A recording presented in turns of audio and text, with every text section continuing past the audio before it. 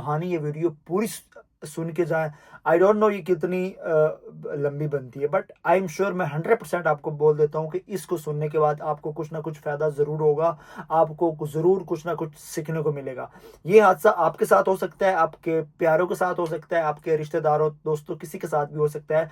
तो एटलीस्ट आपको पता होना चाहिए कि उसके बाद क्या करना चाहिए। अब सबसे पहली चीज, अल्लाह ना करे आपका कहीं भी वॉलेट या कोई चीज, पर्स दुनिया के किसी भी कंट्री में गुम होती है, तो सबसे पहले आपने मुतलका आपके पास जो पुलिस स्टेशन है आपने वहां जाकर बताना है ये मेरी चीज गुम हो चुकी है, स्पेशली पासपोर्ट या किसी भी किस्म डॉक्यूमेंट्स में। अब यहाँ से कहानी शुरू होती है कि अब मैं पासपोर्ट बनवाने पहुंच चुका और मेरे पास आईडी कार्ड ही नहीं है, क्योंकि मेरा आईडी कार्ड और जितने कार्ड थे वो सारे यूके रह चुके। कम से कम, चलो बता देता हूँ, कम से कम 6,000 पाउंड मेरा इन्वेस्ट हुआ है। 6,000 पाउंड, जरा उसको पाकिस्तानी के ज़रब दो, 3,000 पाउंड के 10 लाख हो गए और 6 के 20 लाख, कम से कम 22 से 25 लाख। जी बिल्कुल, 22 से 25 लाख मेरा खर्चा हुआ है एक इस छोटी सी गलती की वजह से। और कम से कम 2 माह, 1.5 से 2 माह का मुझे ऑफ लेना पड़ा अपने काम से, अपनी कंपनी से, अपनी चीज़ों से। परेशानी अलग, स्ट्रेस अलग, मुश्किलें अलग।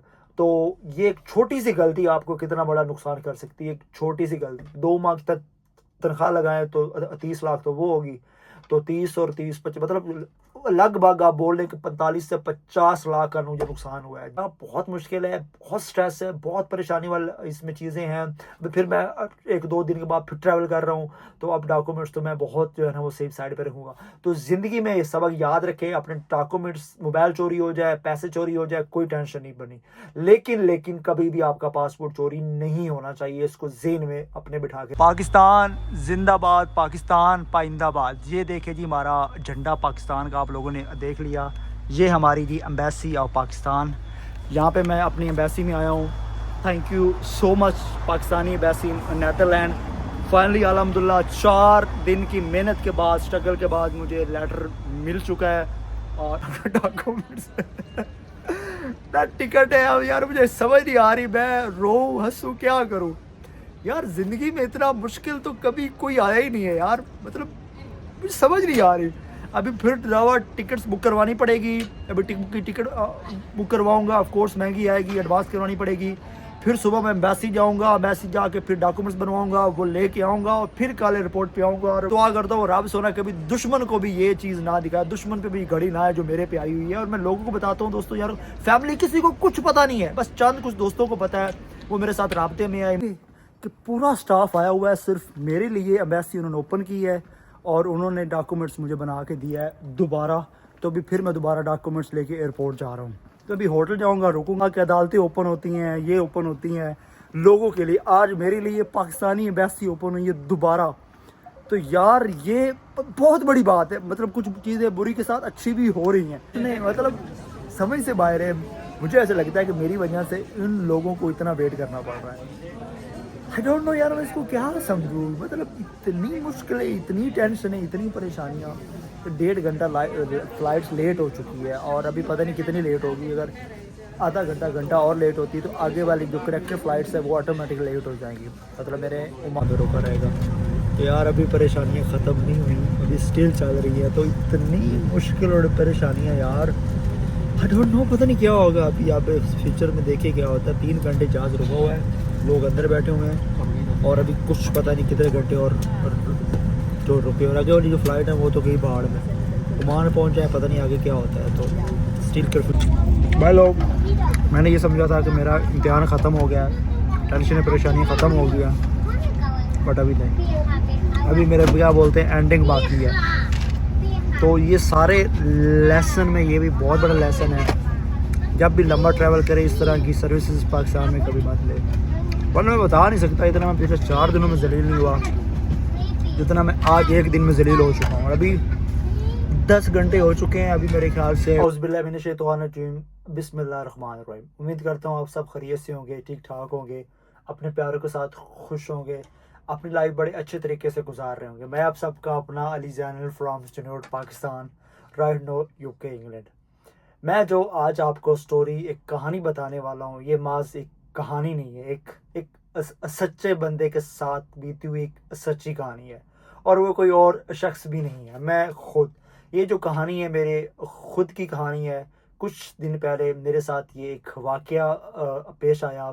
मैं एक मुश्किलात से दो चार हुआ, एक मुश्किल सफ़र मैंने तय किया।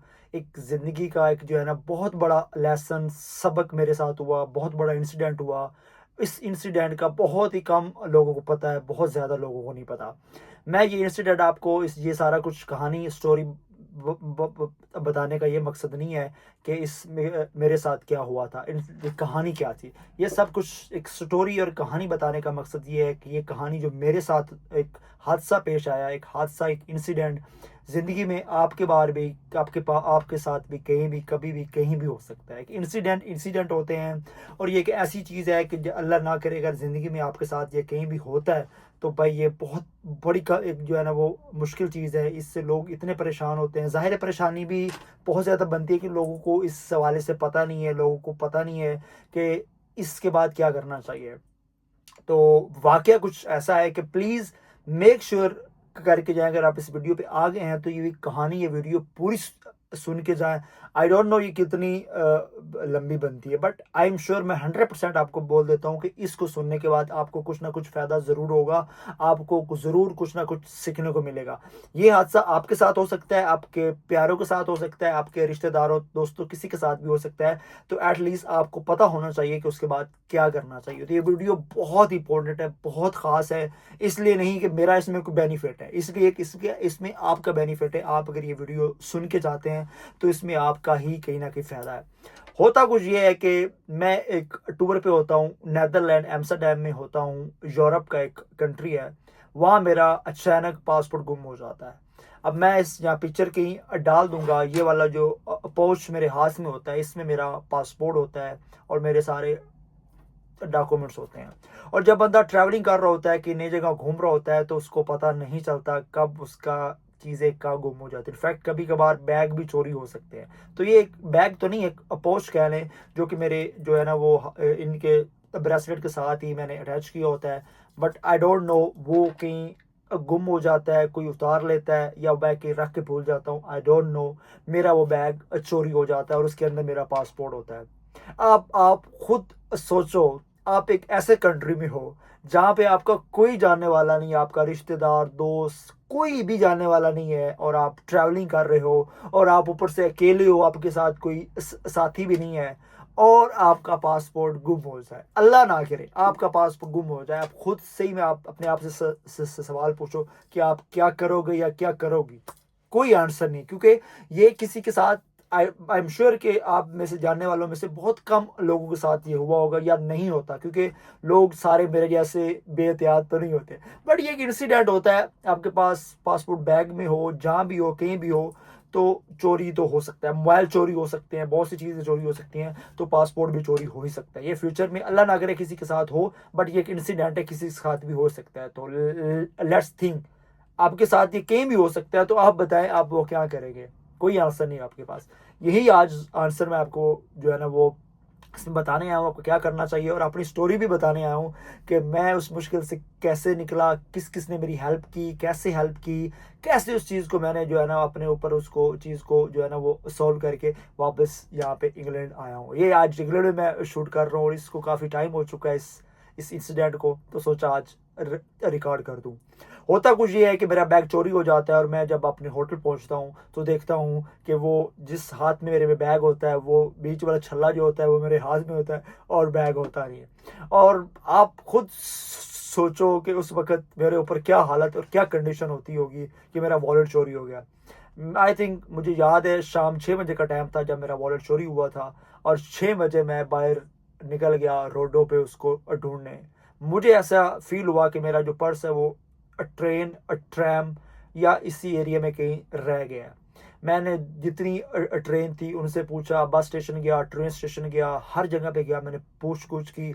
इतने में रात हो चुकी थी, मैं रात को घर आया, रात को मैं सो नहीं पाया। कोई कैसे सो सकता है यार, उसका पासपोर्ट ही ना हो। फिर जितने दोस्त यार थे उनसे पूछा, उनको बातचीत की, उन्होंने जो है ना वो सारे मुझे चीज़ें बताई क्या करना चाहिए।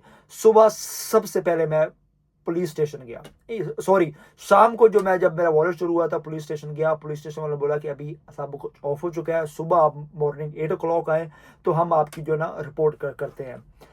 अब सबसे पहली चीज़, अल्लाह ना करे आपका कहीं भी वॉलेट या कोई चीज़ पर्स दुनिया के किसी भी कंट्री में गुम होती है, तो सबसे पहले आपने मुतलका आपके पास जो पुलिस स्टेशन है आपने वहाँ जाके बताना है ये मेरी चीज़ गुम हो चुकी है, स्पेशली पासपोर्ट या किसी भी किस्म डॉक्यूमेंट्स में। तो अगली मॉर्निंग होती है 8 o'clock, मैं पुलिस स्टेशन पहुँचता हूँ, तो वो ऑफ हो चुका हो, वो अभी ऑफ होता है। फिर मैं जाता हूँ 10 o'clock, उनका कुछ स्टाफ आता है और मैं जाके एक चीज़ जब मैं देखता हूँ तो मेरे 12 तबक रोशन हो जाते हैं। होता कुछ यूँ है कि जब मैं वहाँ जाता हूँ तो रश ही रश लोगों को होता है। मैं पूछता हूँ यहाँ क्या हुआ है, तो मुझे ये पता चलता है कि इधर जितने भी लोग खड़े हैं उसमें से कम कुछ 40-50 बंदा खड़ा होगा, उनके बैग चोरी हो गए थे जिसमें से पासपोर्ट था। तो तब मुझे जाके रियलाइज़ होता है कि मेरा वॉलेट या बैग गिरा नहीं है, वो साथ काट लिया गया है, वो चोरी हो चुका है। तो तब मुझे जाके थोड़ा बहुत फील होता है कि मेरा बैग कभी गिरा नहीं सकता, वो चोरी हो गया था। तो मैं भी फिर वहाँ लाइन में लग गया, तो थोड़ा मुझे हौसला होता है भाई यार मेरे जैसे और भी बहुत लोग हैं, हम नहीं हैं। और जब मैं रिपोर्ट करवाता हूँ तो एक चीज़ और मुझे हैरान कर देती है, वो ये है कि वहाँ 800 एप्लीकेशन जो है वो रजिस्टर हो चुकी होती हैं 2 से 3 माह में, जिनके पासपोर्ट गुम हो चुके होते हैं। जी 800 एप्लीकेशन, सोचो आप कितना बड़ा स्कैम है ये वहाँ हो रहा होता है। आई डोंट नो इसके पीछे क्या है, मैं उस वो मेरा बताना मकसद नहीं है। तो मैं अपनी जो है ना वो रिपोर्ट्स वहाँ देता हूँ, उस वक़्त जो है ना वो रिपोर्ट मेरी जो है ना वो सारी कहानी स्टोरी लिख लेते हैं, मेरा पूरा वाक़या मैं उनको बताता हूँ। और उसके बाद थोड़ा-सा इंतज़ार करने के बाद मुझे पुलिस की जो है ना रिपोर्ट्स बोलते हैं कि अगली सुबह है, 24 घंटे के बाद वो रिपोर्ट देते हैं। तो मैं फिर आ जाता हूँ, फिर मैं ट्रेन, बस स्टेशन ढूँढता रहता हूँ। लेकिन अच्छी चीज़ नीदरलैंड की ये है कि वहाँ लॉट्स एंड फ़ाउंड से नाम करके एक ऐप है, एप्लीकेशन है, और वहाँ के गूगल्स, मतलब ये है कि वहाँ कुछ इदारे हैं जो चीज़ें गुम हो जाती हैं उनको वापस भी देते हैं। अब ये चीज़ भी नीदरलैंड की अच्छी है, शायद कहीं और भी हो, कि वहाँ जितनी चीज़ें गुम होती हैं लोग वो उठा के एक इदारा है लॉस्ट एंड फाउंड, उनको दे देते हैं, वो लोगों को वापस करते हैं। तो मैं उसमें भी चेक कर रहा था, उसके इतने ऑफिस है उधर भी जा रहा था, मारा मारा उसको ढूंढ रहा था, फिर रहा था। तो रात हो जाती है, मैं अगली सुबह फिर जाता हूँ पुलिस स्टेशन, तो मुझे वहाँ पे रिपोर्ट्स मिल जाती है। अब रिपोर्ट्स क्या होती है, पुलिस वहाँ की जो रिपोर्ट्स है वो कुछ ऐसी रिपोर्ट्स होती है, ठीक है, ऐसी कुछ रिपोर्ट्स होती है। ये इंग्लिश में भी नहीं लिखा हुआ, नीदरलैंड की जना ज़बान में लिखा हुआ। ये रिपोर्ट्स वो मुझे लोग बना के देते हैं और इस रिपोर्ट्स को मैं अपने पास रख लेता हूँ। और वो मुझे कहते हैं कि अभी जो है ना वो 1 2 3 4 दिन इंतज़ार करो रिपोर्ट्स के साथ, होपफुली आपका पासपोर्ट मिल जाए। लोगों के पासपोर्ट अब मिल रहे होते हैं। मैं 2 दिन और इंतज़ार करता हूँ, 2 से 4 दिन हो जाते हैं, 4 दिन मेरा पासपोर्ट नहीं मिलता। और मज़े की बात है बहुत सारे लोगों को पासपोर्ट जो है ना वो मिल रहे होते हैं, बहुत मुझे भी होपफुली होती है कि मेरा अभी मिल जाएगा, बट अनफॉर्चुनेटली मेरा पासपोर्ट नहीं मिलता। तो एक वीक उधर गुजारने के बाद तमाम मुश्किलें परेशानियाँ, और मज़े की बात है कि इतना महंगा कंट्री है एम्स्टर्डम, कि मैं बस मत पूछो, लंदन से भी महंगा तरीन कंट्री है। तो बहुत सारी इन्वेस्टमेंट करने के बाद फिर मैंने अगला फैसला करता हूँ कि मुझे आगे क्या करना चाहिए। पुलिस ने मुझे गो हर दे दिया कि भाई आपका पासपोर्ट नहीं मिल रहा, लिहाजा आप अपनी एम्बेसी के पास जाएं। तो अगला ऑप्शन ये होता है कि पहली चीज़ आपने करनी है पुलिस में रिपोर्ट करानी है। रिपोर्ट कराने के बाद रिपोर्ट लेके आपने कोई इंतज़ार नहीं करना, जिस कंट्री के दुनिया के किस कंट्री में भी हैं वहाँ आपने एम्बेसी चले जाना है, अपनी एम्बेसी। लाइक नीदरलैंड में पाकिस्तानी एम्बेसी थी, नीदरलैंड हो गया, यूरोप का कोई कंट्री भी हो गया, हर कंट्री में पाकिस्तान की एम्बेसी होती है। आपने सिर्फ गूगल करना है, गूगल में उस एम्बेसी से उनको कॉल करके अपॉइंटमेंट लेनी है और उस एम्बेसी आपने पहुंच जाना है। और हमारे गैर कंट्री में अगर कोई आपका अपना होता है तो वो आपकी अपनी एम्बेसी होती है। तो नीदरलैंड के अंदर एम्बेसी जो थी पाकिस्तानी एम्बेसी, मैं उसके पास गया। अब उन्होंने जितना प्यार मोहब्बत दिया, जितना हौसला दिया, जितना अपनापन दिया, वो तो भाई लफ्ज़ों में बयान नहीं किया जा सकता। उन्होंने इतनी सपोर्ट की कि मैं क्या बताऊं। तो वहाँ मैं जब एम्बेसी गया, सॉरी सबसे पहले मैं जो है ना इंग्लैंड की एम्बेसी गया, क्योंकि मेरा वीज़ा मेरे पास इंग्लैंड का था। पाकिस्तानी वीज़ा तो था ही, पाकिस्तान का तो मैं था ही, लेकिन मैं पहले इंग्लैंड की एम्बेसी गया। तो उन्होंने मुझे ये बोला, उन्होंने मुझे अंदर ही नहीं आने दिया। उन्होंने बोला कि अपॉइंटमेंट वगैरह आप नहीं आ सकते, मेरे पास अपॉइंटमेंट नहीं थी। उन्होंने मुझे अंदर ही नहीं जाने दिया, मेरी बात ही नहीं सुनी। फिर मैं पाकिस्तान एम्बेसी के पास गया, उन्होंने मेरी बातचीत सारी सुनी, उन्होंने सारा कुछ मेरा वाक़या उन्होंने मुझे बताया, सुनाया। और उन्होंने मुझे ये बोला कि हम आपको एक ट्रैवल डॉक्यूमेंट्स बना के देंगे, राइट, एक ट्रैवल डॉक्यूमेंट्स बना के देंगे जिस पे आप ट्रैवल करके पाकिस्तान जा सकते हैं, आप कहीं और नहीं जा सकते। तो भाई मैं तो एक दफ़ा हिल गया, अभी मेरा पाकिस्तान मैंने क्यों जाना है, मैंने इंग्लैंड जाना है। मतलब उस वक़्त मैं पाकिस्तान नहीं जाना चाहता था, मैंने कहा इंग्लैंड वापस जाऊँगा यार, वहीं से जाऊँगा। तो फिर क्या होता है, उन्होंने बोला कि यार आप नेदरलैंड एम्बेसी के पास ही जाओ, सॉरी इंग्लैंड एम्बेसी के पास जाओ नेदरलैंड के अंदर, वो होपफुली आपकी कोई हेल्प करेंगे, हम तो फिर आपको वही बना के दे सकते हैं जिसमें आप पाकिस्तान जा सकते हो। फिर अगले दिन रात को मैंने अपॉइंटमेंट ली, इंग्लैंड की एम्बेसी गया, उन्होंने फिर मुझे बैठाया, समझा, उन्होंने बोला कि हमारे रूल में ऐसा कोई रूल नहीं है कि हम आपको ट्रैवल डॉक्यूमेंट्स दे दें जिससे आप इंग्लैंड वापस जा सकते हो। आपको ट्रैवल डॉक्यूमेंट्स पाकिस्तान एम्बेसी से ही लेना पड़ेगा, उसी ट्रैवल डॉक्यूमेंट्स में पाकिस्तान जाओगे, पासपोर्ट बनवाओगे और फिर आप वापस इंग्लैंड मार सकते हो। या इसका एक और हल हो सकता है, वही हल है कि आप यहीं रह के पाकिस्तानी एम्बेसी में अपना पासपोर्ट अप्लाई करो, पासपोर्ट 1-1.5 वीक में आपका आ जाएगा, फिर आप उस पासपोर्ट पे जो है ना वो इंग्लैंड जा सकते हो। वीज़ा आपके पास नो डाउट है, बट आपके पास पासपोर्ट नहीं है। तो अगली सुबह होती है, फिर पाकिस्तान एम्बेसी आ जाता हूँ, और एम्बेसी आने के बाद फिर वहाँ पे ट्रैवल डॉक्यूमेंट्स जो है ना वो मुझे इशू होता है। और ट्रैवल डॉक्यूमेंट्स कैसा होता है, वो जी कुछ ऐसा होता है। ये है ट्रैवल डॉक्यूमेंट्स जिसकी मेरी पिक्चर लगी होती है और सारी जो है ना वो डिटेल इसके ऊपर लिख दी होती है। तो फिर मैं वहाँ के जो CEO हैं अली भाई, सैयद अली शाह साहब, आपका बहुत शुक्रिया, आपने इतनी मेरी इतनी हेल्प की कि मैं क्या बताऊँ।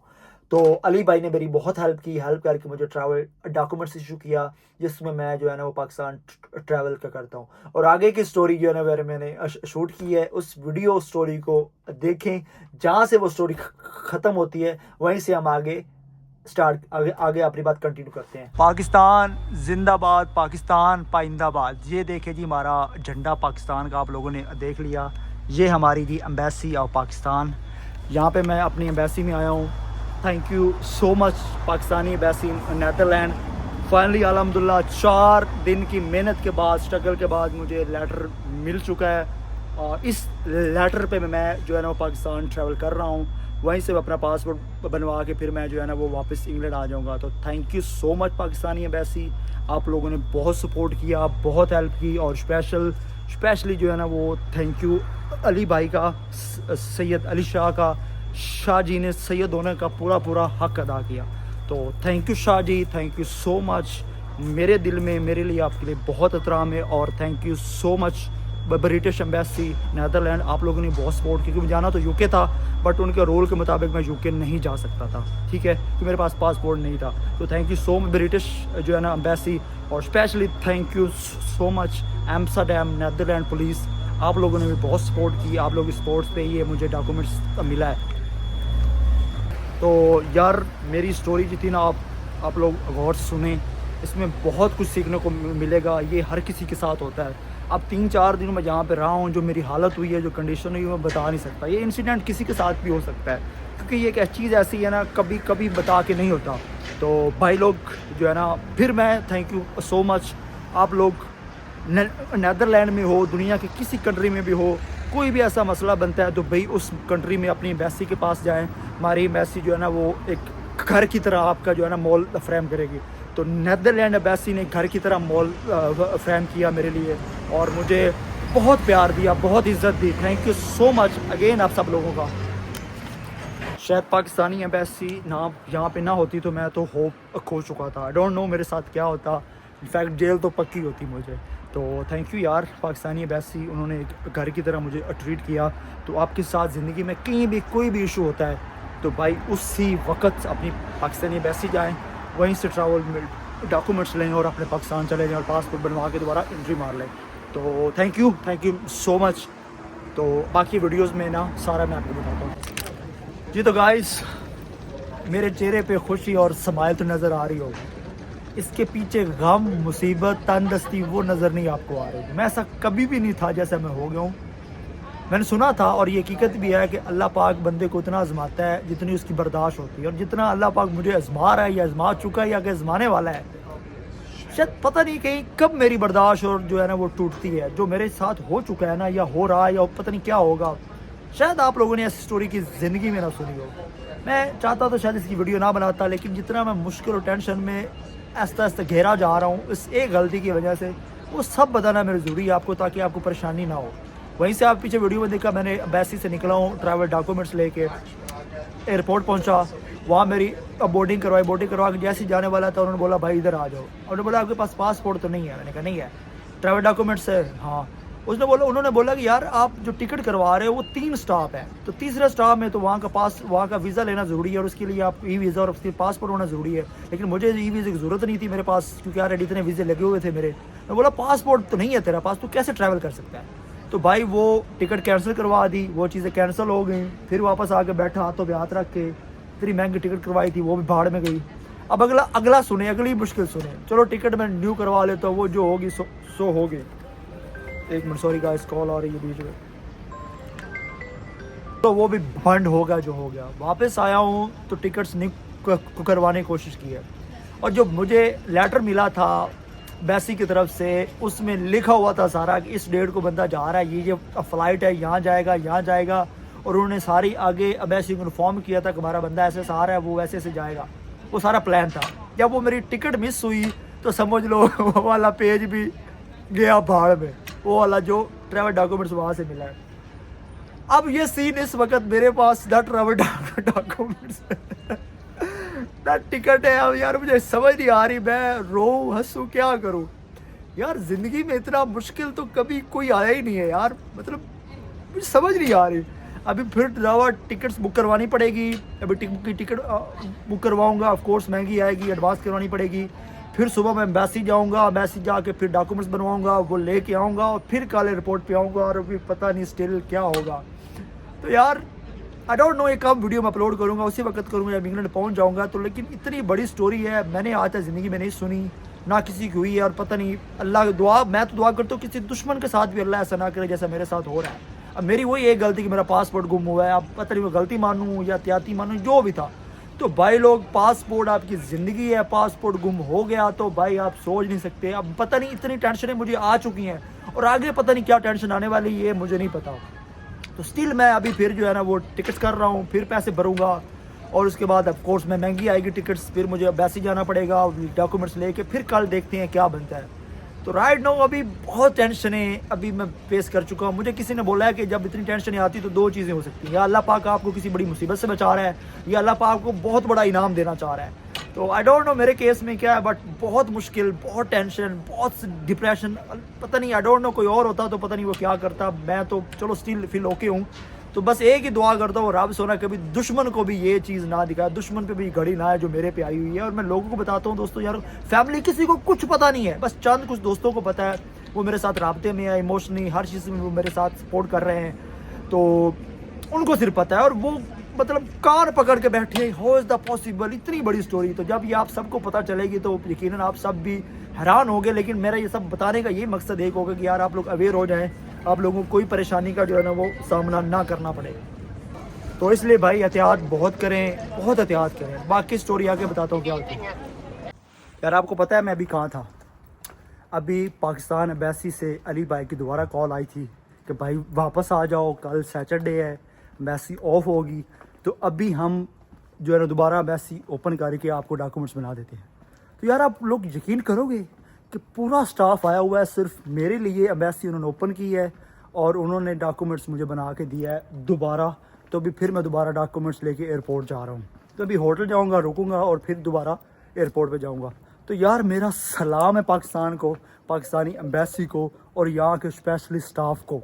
मतलब मैंने सुना था कि अदालतें ओपन होती हैं, ये ओपन होती हैं लोगों के लिए, आज मेरे लिए पाकिस्तानी एम्बेसी ओपन हुई है दोबारा। तो यार ये बहुत बड़ी बात है। मतलब कुछ चीज़ें बुरी के साथ अच्छी भी हो रही हैं।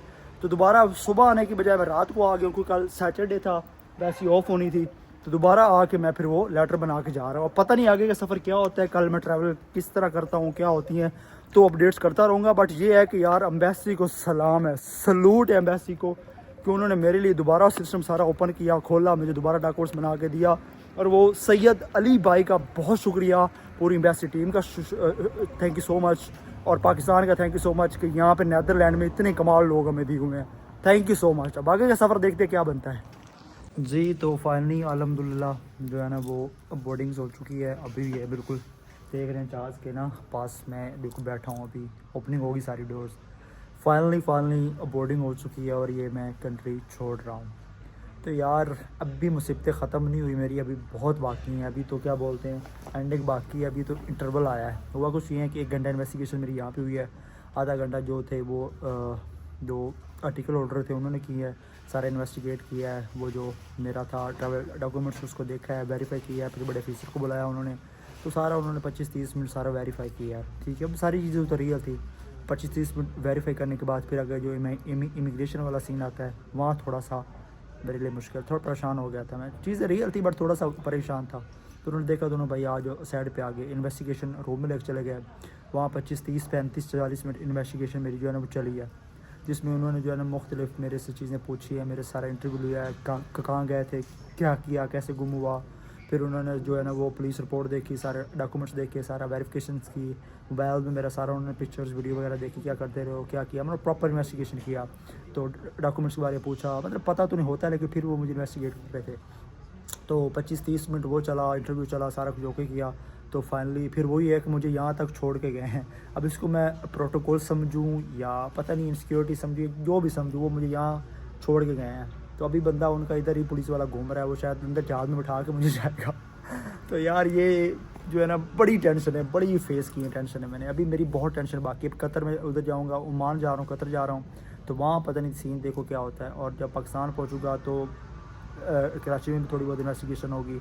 और मज़े की बात है जहाँ मैं कराची रहा हूँ, कराची ही एंट्री मार सकता हूँ। तो कराची एंट्री होगी तो सोच लो भाई यार, कराची से जितना यहाँ से ट्रैवल करके मैं कराची जा रहा हूँ 14 घंटे लग रहे हैं, और उतने ही 12-13 घंटे मुझे घर जाते लगेंगे। तो यार कितना लंबा सफ़र हो गया ये, तो बहुत बहुत बहुत लंबा सफ़र है। अब पता नहीं मैं ट्रेन पे जाऊँ या बस पे जाऊँ तो 12-13-14-15 घंटे जो मेरे वो लग जाएंगे। अगर फ़्लाइट मिलती है तो वो भी 4-5 घंटे लगेंगे, वो भी लाहौर की मिलेगी। तो लाहौर में से घर जाते जाते वही 10-12 घंटे लग ही जाने हैं। तो यार अभी बहुत सारी मुसीबतें बाकी हैं मेरी ज़िंदगी में। तो ये एक छोटी सी गलती कितना बड़ा नुकसान कर रही है मेरा। तो अभी कैसे चीज़ें आती जाती मैं अपडेट करता जाता हूँ आप लोगों को। तो स्टिल अभी मैं जो है ना ये कंट्री छोड़ रहा हूँ।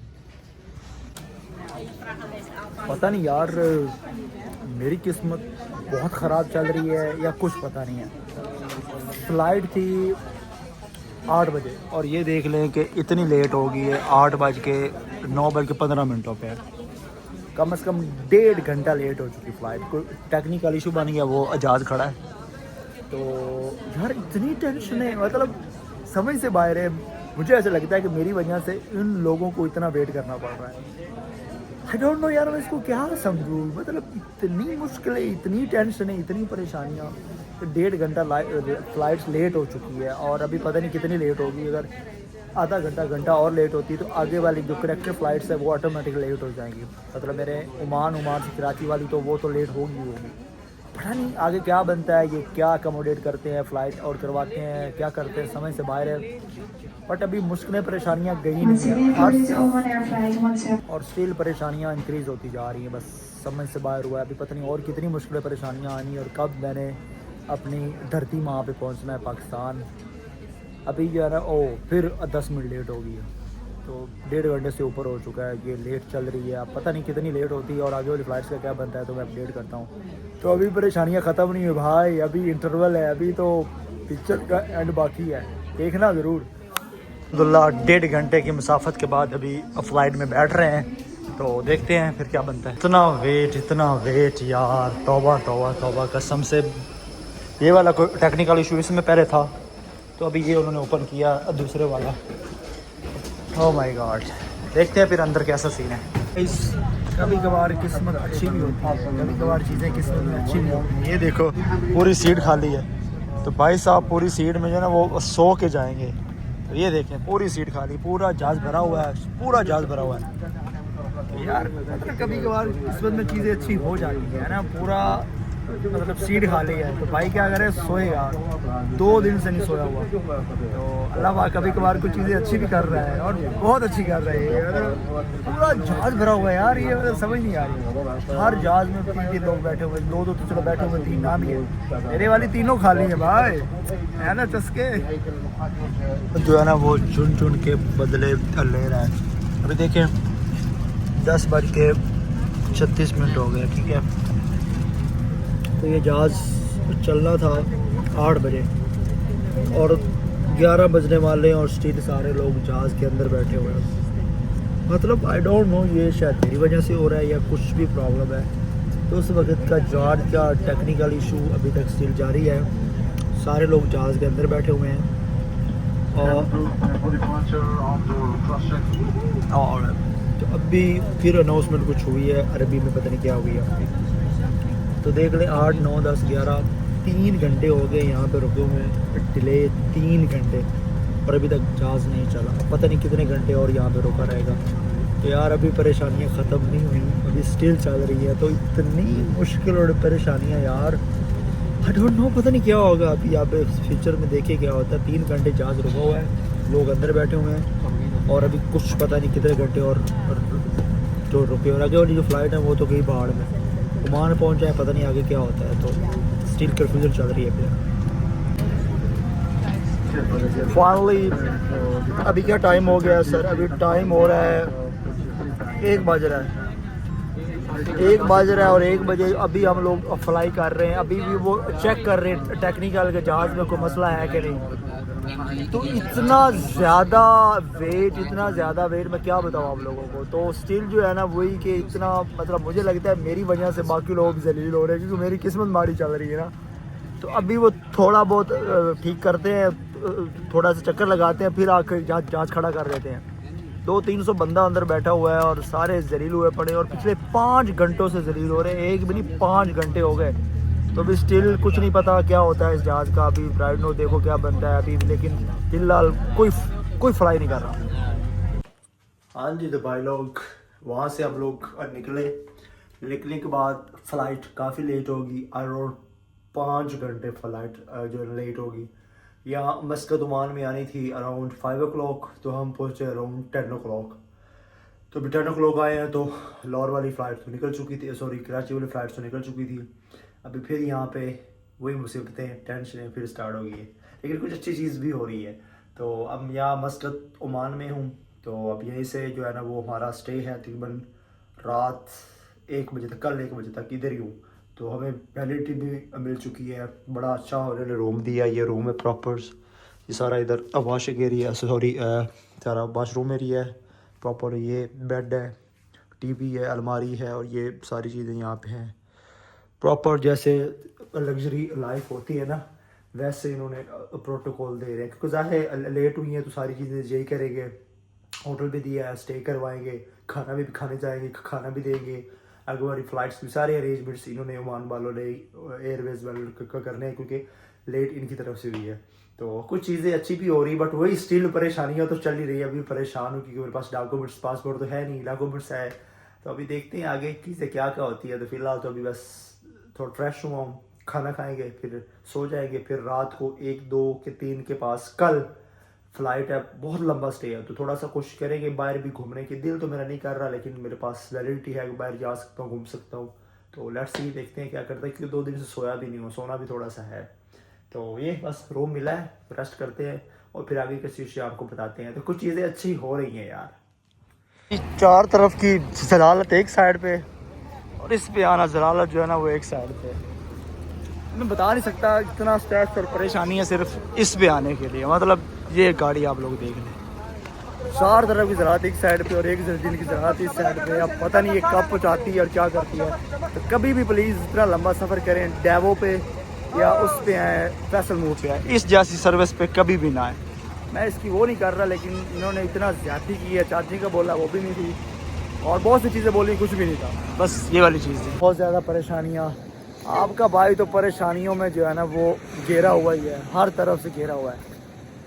तो भाई लोग अभी यहाँ पे हम जो है वो, क्या यार शोर बहुत आ रहा है। तो बात हो रही थी आने की। हुआ कुछ यूँ कि मैं कराची उतरा आके, और कराची उतरने के बाद 1 से 1.5 घंटा मेरी जो है ना FIA ने इमिग्रेशन की खूब जलील किया। उन्होंने भी, ज़ाहिर है उनका भी राइट बनता, उन्होंने भी सारी वेरिफिकेशन करनी थी। वो करने के बाद कराची पे था, और फ़्लाइट जो मेरी लाहौर की थी वो थी, मैं उतरा हूँ सुबह 3, साढ़े 3, 4 बजे, और फ़्लाइट थी अगले दिन जाके 10 बजे हो रही थी फ़्लाइट्स। तो बहुत, मतलब कोई अप्रॉक्सीमेटली बहुत लंबा स्टे था।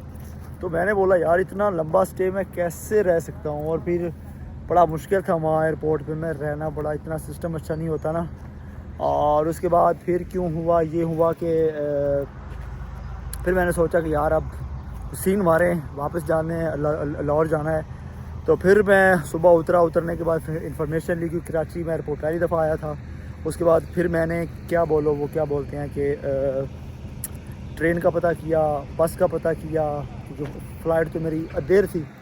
और उसके बाद से पता चला मुझे कि ट्रेन जाती है 24 से 26 घंटों में, और बस जो है ना वो 15-16 घंटे जो है ना वो लेगी।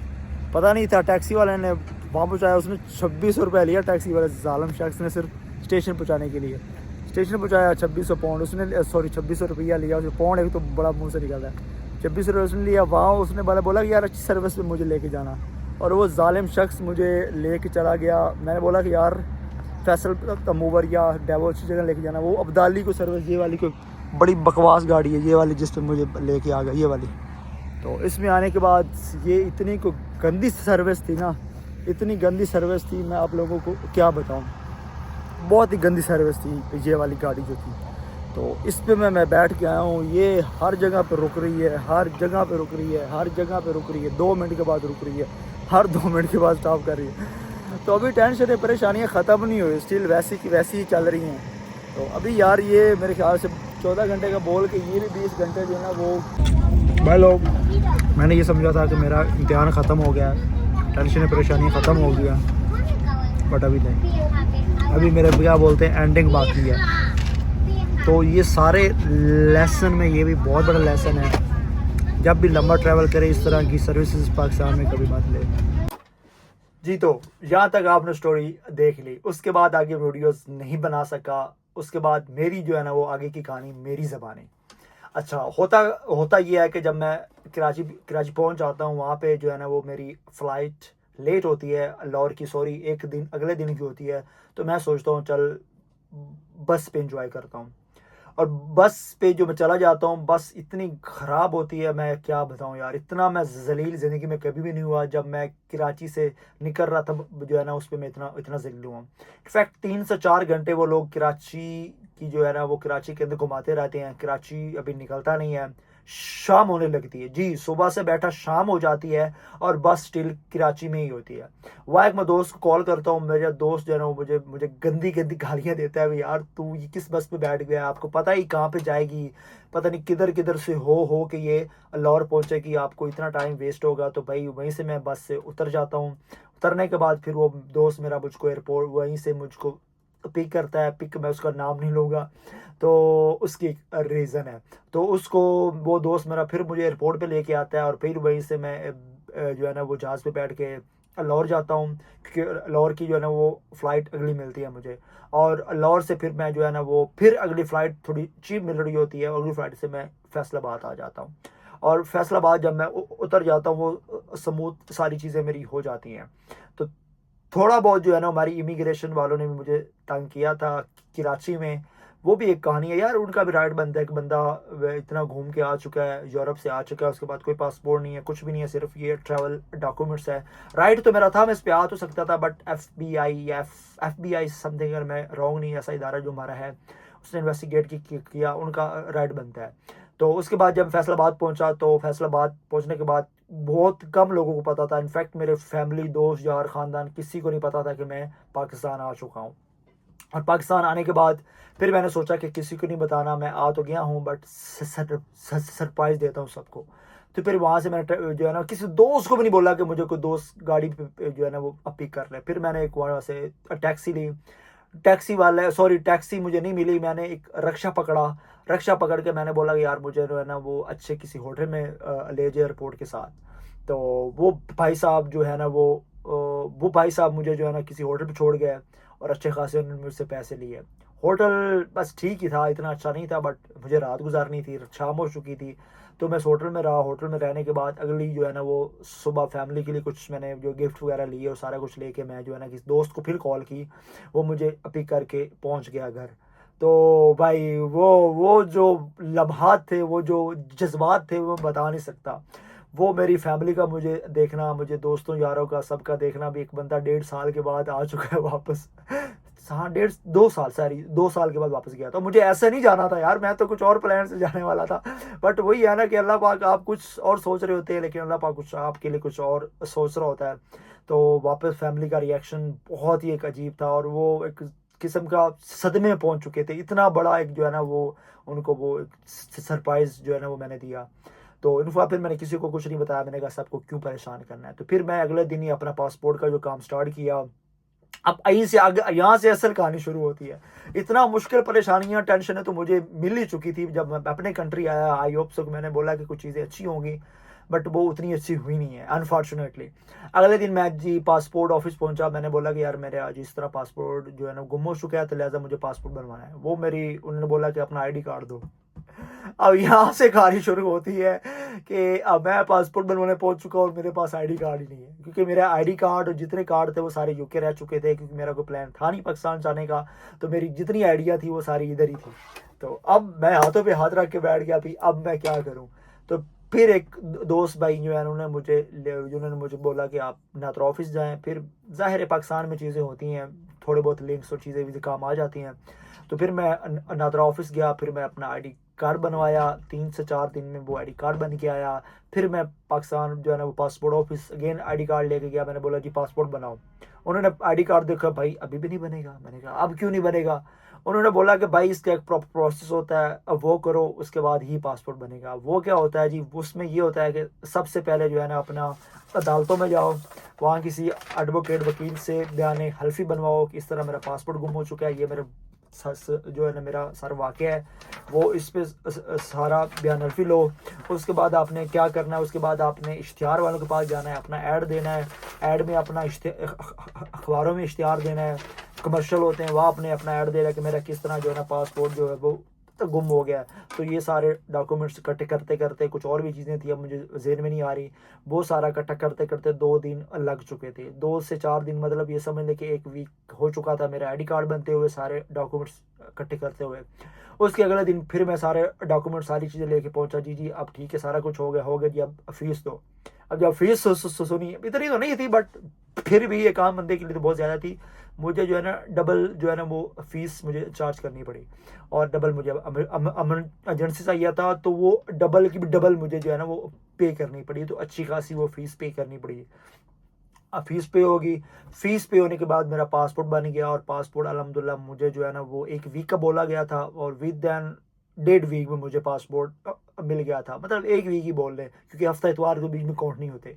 तो 1 वीक के बाद मुझे पासपोर्ट मिल गया, और खुशी की मेरी इंतहा नहीं थी। अब मेरे पासपोर्ट मेरे है नहीं इस वक्त, मैं आपको दिखाता, क्योंकि मैंने फिर अगेन वीज़ा अप्लाई किया हुआ है किसी कंट्री का। सरप्राइज़ है, दिखाऊंगा। तो पासपोर्ट मेरे जमा है, तो दुआ भी करना कि मेरा वीज़ा लग जाए।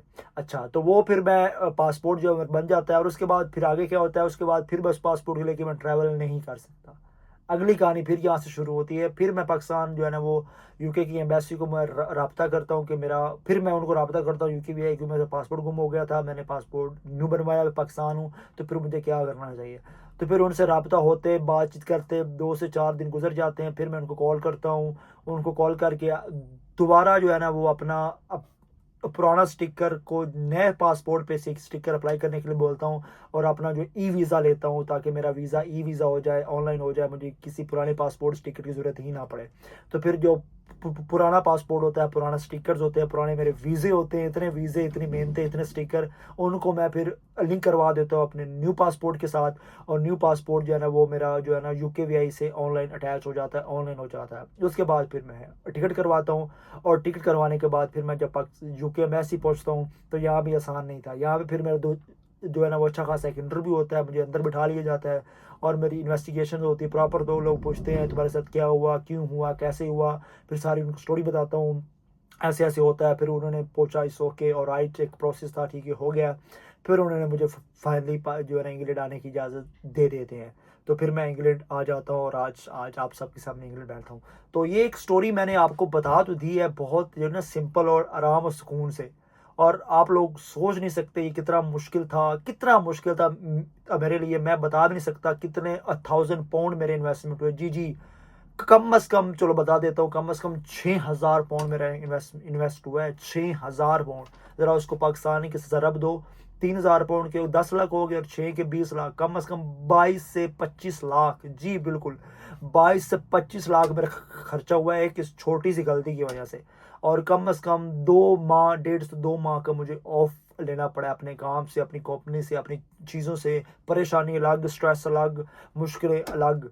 तो ये एक छोटी सी गलती आपको कितना बड़ा नुकसान कर सकती है। एक छोटी सी गलती, 2 माह तक तनख्वाह लगाएं तो 30 लाख तो वो होगी, तो 30 और 30 मतलब लगभग आप बोल रहे हैं कि 45 से 50 लाख का मुझे नुकसान हुआ है जी। 45 से 50 लाख का मुझे नुकसान हुआ था सिर्फ इस छोटी सी गलती की वजह से। उसके आगे मेरे बहुत से आगे थे प्लान थे आगे जाने के, वो मेरे टिकट्स, ट्रेन, वो सब कुछ कैंसिल हो गया क्योंकि पासपोर्ट गुम हो चुका था। तो ये कहानी और स्टोरी बताने का मकसद ये था कि आप ज़िंदगी में एहतियात करें। ये छोटी सी गलती आपको बहुत नुकसान दे साबित हो सकती है। इस गलती को ना करें, ये बहुत ही खतरनाक गलती है, बहुत ही खतरनाक गलती है। फैक्ट, आप दुनिया के कुछ ऐसे कंट्री में होते हैं जो आपको जेल भी हो सकती है जी, बिल्कुल। तो ये वाकया आपके साथ अल्लाह ना करे, अल्लाह ना करे, हो सकता है। तो आपको पता होना चाहिए कि आपको क्या करना चाहिए, कैसे करना चाहिए। फैक्ट, ज़िंदगी में किसी भी दोस्त, बहन, भाई के साथ ये इंसिडेंट होता है तो मेरी वीडियो उनको शेयर करें। मेरे व्हाट्सएप के नंबर तक है इस वीडियो के लिंक में, उसको मेरा नंबर सेंड करें। मैं पर्सनली उनको गाइड भी करूँगा क्या करना है, कैसे करना है, कहाँ पे जाना है, क्योंकि मेरे एक आप बीती एक मेरी कहानी है। ये कोई सिंपल और सादा कहानी नहीं थी जितनी मैंने आपको बता दी है। एक बहुत स्ट्रेसफुल, एक परेशान वाला, एक सारी चीज़ें थी। बट अल्हम्दुलिल्लाह, अल्लाह का शुक्र है, कुछ दोस्तों की सपोर्ट से और कुछ लोगों की सपोर्ट से जो है ना मैं यहाँ पे जो है ना वो पहुँच चुका हूँ। इसमें सबसे बड़ी जो सपोर्ट है वो पाकिस्तान एम्बेसी ने की है, नेदरलैंड एम्बेसी ने, अली भाई ने। दूसरी जो सपोर्ट है पाकिस्तान में जो मेरे कंसल्टेंट, मैं उनको नहीं बोलता, मेरे भाई लोग हैं एडमाइन वाले, फैसलाबाद में उनका ऑफिस है। उन्होंने बड़े बहुत हेल्प की, बहुत हेल्प की। यहाँ पे मेरे जितने दो दोस्त जा रहे हैं, इम्तियाज़ भाई ने हेल्प की, सुहेल भाई ने हेल्प की, उसके बाद जो है ना शबीर भाई ने हेल्प की, जैन भाई ने हेल्प की। मैं अब नाम लेने स्टार्ट कर दूँ तो बहुत लंबी लिस्ट है। इरफान भाई ने हेल्प की, बहुत से लोगों ने हेल्प की। और मेरे दूसरे जो यहाँ पे कंसल्टेंट हैं जो है ना वो मंजिल वाले, उन्होंने मेरी बहुत ही हेल्प की। अली भाई जो है उन्होंने बड़ी हेल्प की। मतलब थ्रू आउट हर लोगों ने बहुत मेरी हेल्प की। और उन सब की हेल्प से, उन सब की दुआओं से, मोहब्बतों से मैं जो है ना वो यहाँ पहुँचा हूँ। तो ये इतना आसान नहीं था, बहुत मुश्किल है, बहुत स्ट्रेस है, बहुत परेशानी वाला इसमें चीज़ें हैं। फिर मैं 1-2 दिन के बाद फिर ट्रैवल कर रहा हूँ, तो अब डॉक्यूमेंट्स तो मैं बहुत जो है ना वो सेफ साइड पे रखूँगा। तो ज़िंदगी में ये सबक याद रखें, अपने डॉक्यूमेंट्स, मोबाइल चोरी हो जाए, पैसे चोरी हो जाए, कोई टेंशन नहीं बनी। लेकिन कभी भी आपका पासपोर्ट चोरी नहीं होना चाहिए, इसको ज़हन में अपने बिठा के रख लें। तो अगर कोई होता है इंसिडेंट ऐसा तो मुझे से रब्ता करें, आपका भाई आपको गाइड करने के लिए तैयार है। तो आई होप सो कि आप सबको एक आज की मेरी कहानी जो है ना वो अच्छी लगी होगी। आपको इसमें सीखने के लिए बहुत कुछ मिला होगा। अपना बहुत सारा ख्याल रखें, हंसते रहें, मुस्कुराते रहें। अल्लाह हाफिज़, बाय बाय।